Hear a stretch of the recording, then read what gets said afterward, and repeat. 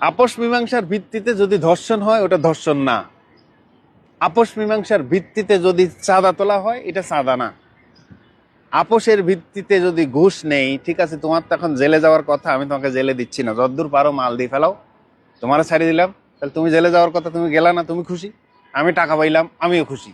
আপোষ মীমাংসার ভিত্তিতে ঘুষ লেনদেন, অথবা তোমার আমি চাকরি দিব, তুমি 20 লাখ টাকা দাও, ও চাকরি পাইলো, আমি টাকা পাইলাম, ও খুশি আমিও খুশি, তাহলে কি এইসব বৈধ?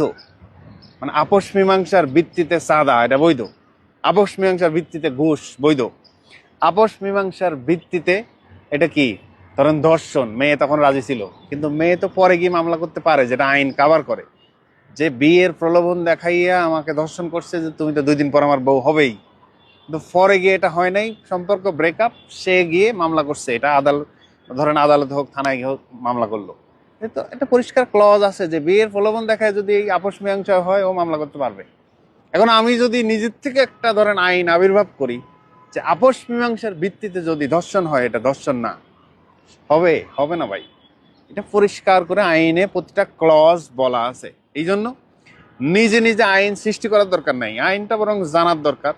আর এখন তো মিডিয়ার যুগ, শুধু কাজ করলে ভালো, মিডিয়ার সামনে কথা কম বললেই ভালো।